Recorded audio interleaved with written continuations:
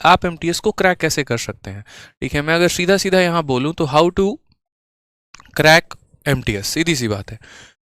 अब यहाँ पर किस तरीके से पढ़ाई देना होगा, तो देखो मैं आपको सारी बातें बताता हूँ। ठीक है, सब्जेक्ट से परे हटके और सारी बातें। अगर मैं एक एस्पिरेंट होता तो अब मेरे सामने 4 चॉइस है। पहला यहाँ पर है कि मेरा मैथ्स भी है, दूसरा यहाँ पर ये है ठीक है कि मुझे रीजनिंग भी पढ़ना है, तीसरा मेरे पास ये भी है कि इंग्लिश भी पढ़ना है, और चौथा मेरे पास ये भी है कि जीएस भी पढ़ना है। अच्छा, एक और चीज़ आप देखना कि कभी भी ऐसा नहीं है कि जो एमटीएस का बच्चा होता है या जो एमटीएस में जो लोग सिलेक्शन लेते हैं वो कभी आगे सीएचएसएल या सीजीएल का पेपर देते ही नहीं, ऐसा नहीं होता। कई ऐसे लोगों को मैंने देखा है कि एमटीएस में सेलेक्ट होने के बाद भी सीजीएल में इनकम टैक्स इंस्पेक्टर के पोस्ट पे लगे हैं। तो वो पोस्ट पे तभी लग पाएंगे जब उनके चारों सब्जेक्ट या चारों स्तंभ बहुत तगड़े होंगे। अगर आपको आगे चल के सीएचएसएल का भी पेपर देना है तो भी आपको ये चारों सब्जेक्ट पढ़ना ही पड़ेगा, आप इग्नोर किसी को नहीं कर सकते हैं। अगर आपके मन की ख्वाहिश है कि नहीं ज़िंदगी भर हम 25,000 के नौकरी पर ही रहने वाले हैं और हमेशा एमटीएस वाला ही काम करने वाले हैं, तो शायद आपको मात्र ये 2 सब्जेक्ट जो है आपकी नैया पार करा सकते हैं। लेकिन अगर आपकी इच्छा जो है आगे तक और है कि हम सीएचएसएल की भी पढ़ाई करें, सीजीएल का भी हम मतलब एक तरीके से पेपर दें और एक अच्छे रैंक एक अच्छे पोस्ट पर सेलेक्ट हों, तो सिर्फ ये 2 सब्जेक्ट से काम नहीं चलने वाला है। यानी अगर मैं सिर्फ और मेरा टारगेट होता कि मुझे एमटीएस निकालना है, मैं बहुत सेटिस्फाइड हूँ अपने लाइफ में, मुझे उससे आगे कुछ नहीं करना, तो मैं बस भाई ये 2 सब्जेक्ट पढ़ के जाऊंगा और इनको उतना ही पढ़ता जिसके लिए मेरा क्वालिफाइंग इन नेचर है, भाई बात खत्म। लेकिन अगर भविष्य में मेरी कामनाएं बहुत बड़ी हैं, मेरी सोच बहुत बड़ी है, मुझे आगे बढ़ना है और एमटीएस लेवल तक ही नहीं रहना, तो यूँ समझ लीजिए कि आपके लिए चारों सब्जेक्ट फिर बराबर ही हैं। क्यों नहीं पढ़ोगे तो आगे किसी और पेपर में स्कोर नहीं कर पाओगे।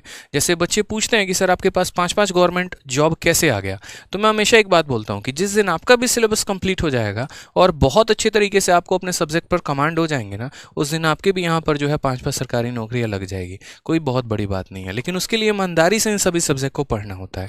तो अभी आपको यहाँ पर काम ये करना है कि जो आप हमेशा जीएस को इग्नोर करके चलते थे ना, आप इसको कभी इग्नोर करके मत चलना भाई, बिल्कुल भी इग्नोरेबल नहीं है। एसएससी बार बार आपको अपने जो है नोटिफिकेशन, नोटिस और अलग अलग जो है कोरिजेंडम से बार बार बताने की कोशिश कर रही है कि भाई इसको आप तवज्जो दो, इसको आप वैल्यू दो, इसको आप पढ़ो, नहीं तो आपकी लंका लगने वाली है। अब यहाँ पर खेल वही बच्चा करके जाएगा जिसका यहाँ पर जीएस बहुत अच्छा है, या जिसने करंट अफेयर्स अपने आप को अपडेट किया है, स्टैटिक्स से अपने आप को अपडेट किया है, जिसने सारे सब्जेक्ट पढ़े हैं। क्योंकि इसकी वैल्यू पहले भी बहुत ज़्यादा नहीं थी, क्योंकि हर बच्चा लगभग बराबर स्कोर कर पाता था यहाँ पे।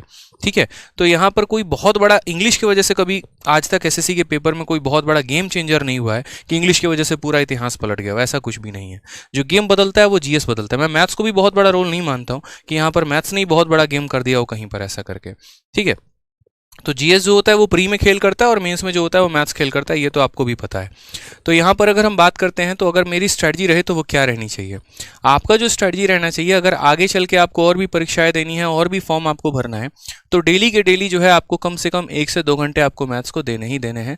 रीजनिंग की भी बात करूँ मैं आपको तो 1 आवर डेली प्रैक्टिस करना ही करना है। इंग्लिश के लिए अगर मैं बात करूँ तो आप 2 घंटे दे सकते हैं। 1 घंटे आप अपने वोकैबलरी को दीजिए जो हमेशा हम कहते हैं, और 1 घंटे आप अपने ग्रामर को दीजिए। साथ में जीएस की भी अगर हम बात करते हैं तो जीएस में अब आपको कम से कम 2 से 3 घंटे देने की जरूरत है, और इन 3 घंटों को आपस में बांट लीजिएगा।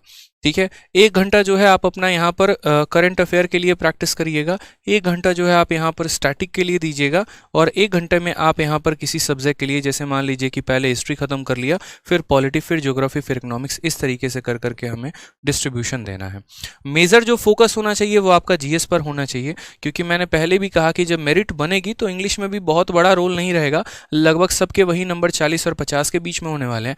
लेकिन जीएस में ऐसा होगा कि किसी के 8 नंबर भी होंगे तो किसी के 38 नंबर भी होंगे, और यहीं से सिलेक्शन का रास्ता खुलेगा आपका। तो इस पार्ट पर जितना फोकस कर सकते हैं, इस पार्ट पर आप उतना ज़्यादा फोकस करिए।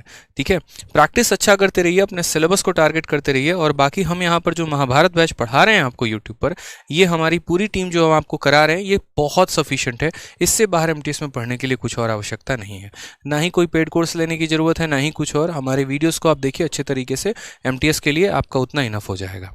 ठीक है भाई, समझ में आ रहा है बात यहाँ पे? चलिए और बाकी बहुत बहुत शुभकामनाएं आप लोगों को, अच्छे तरीके से प्रिपरेशन करिए। ठीक है।